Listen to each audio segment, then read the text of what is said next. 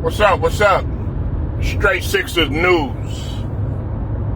Coming at you right here with another one. Be sure to hit the like button, sub to the channel if you're not a member, and also hit the notifications so that you're able to get all of my content. Now, yesterday was the Wnba draft, okay? And, of course, the two big names that people were really focused on were, of course, University of Iowa star and basketball phenom Caitlin Clark, and when she was selected at number 1 overall, she went to the Indiana Fever, and then of course none other than Angel Reese, who was a personal favorite of mine. For several reasons, I'll explain that in a little bit.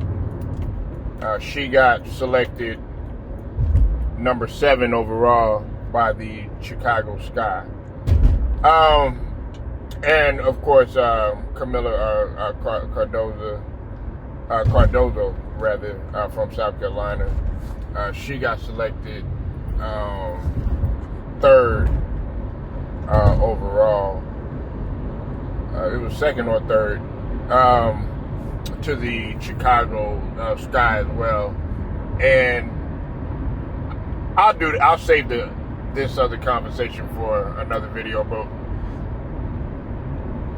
Angel Reese and Camila Cardozo were rivals because of the LSU and South Carolina rivalry that took place.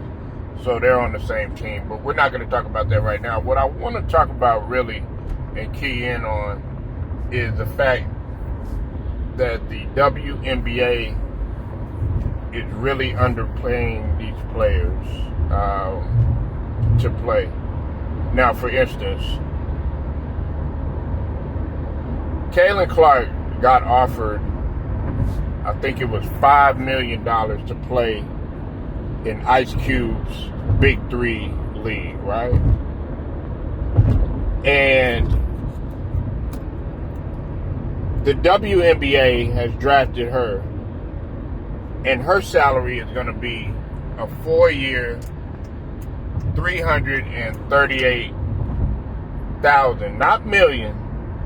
Of course, it wouldn't be million, but a 4-year, $338,000 contract.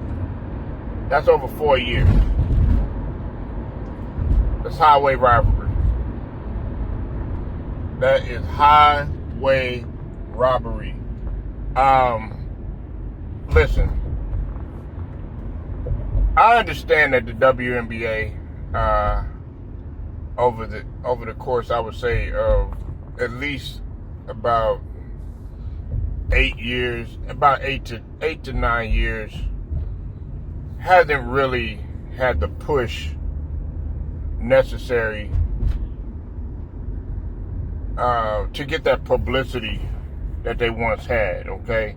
I remember there was a time when the WNBA was really a thing of excitement, okay? When we talk about the Houston Comets, of course, back in those days when you had Cheryl Swoops, Cynthia Cooper, that era, and then you had the Sparks, with Lisa Leslie, and then of course you had the emergence of Candace Parker.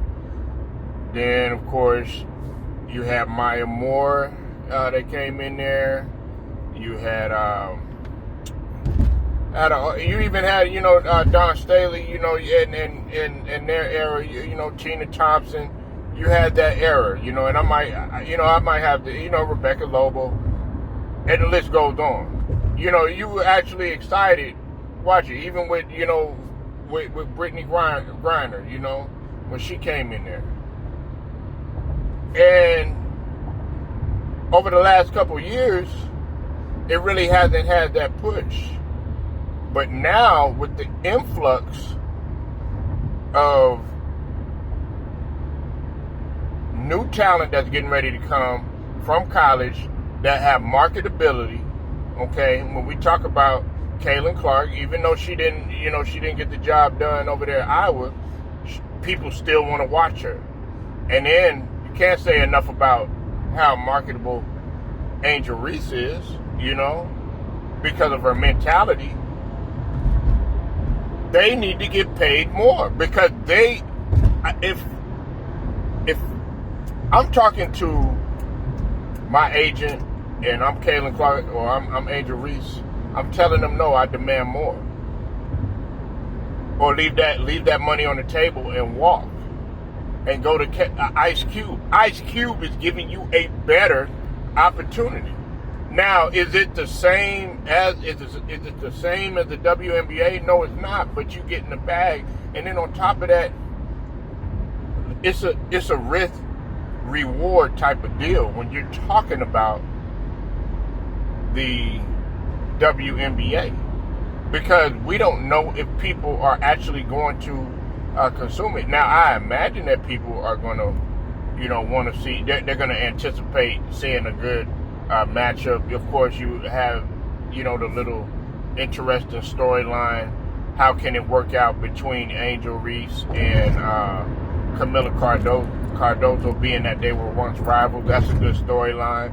Then you got, the whole rivalry between Angel Reese and Caitlin Clark, kind of like, a female version spilling over from college into the pro ranks, kind of like Bird and Magic, the whole white, black, let's just call it what it is, people are going to talk about the color. But you have a lot of storylines that you can make in order to captivate the audience, and that can bring marketability. So they need to get paid more. And then on top of that, what we also have to realize too is that more people were tuning in. I mean, when we talk about I think it was 13.2 million.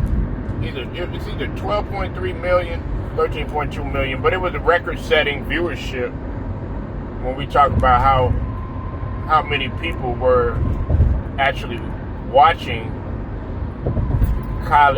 women's college basketball, because people were tuned in. People wanted to see the excitement, and yes, they wanted to see basketball, but they also wanted to see the drama.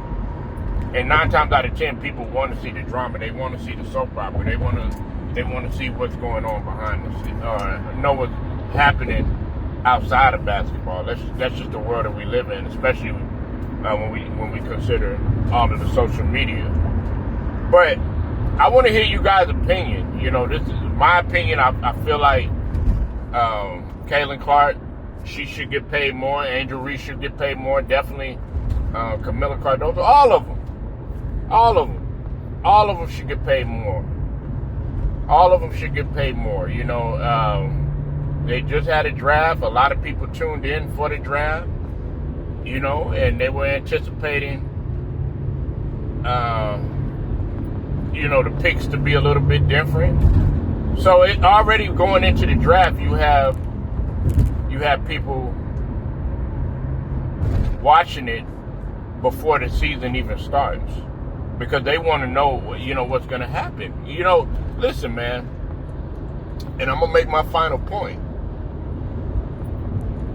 We can't sit up here and discount these ladies, that are playing, the men's sport, because if you want to be honest with you, a lot of people are making all these different complaints about the NBA, how it's watered down, how they don't do this, how people don't really, how the players don't come out there, they don't give 100% in previous seasons. Not so much this season, but you got a lot of people, a lot of players that were sitting up there load managing, stuff like that, and people don't want to see that no more. And they also want to see a good product on the floor too. When we talk about different teams that are in a big city, such as the Lakers, they don't want to see the Lakers losing. You have New York that's back in the mix, with Jalen Brunson and everything, but they want to see those cities. They don't want to see a Chicago struggling. They don't want to see different big franchises, struggling. Now you got Boston back, and everything, but they want to see all of their franchises with big cities captivating the audience and being able to have that fan appeal. And the NBA has lost that. Let's just be honest, because you have small market teams that are actually winning, that have won championship. When we talk about the Denvers, the Milwaukees, places like that. So y'all let me know what you think. Leave your comments. Make sure you like the video, share it, subscribe, hit them notifications too. It's straight Sixers news. I'll get at you later.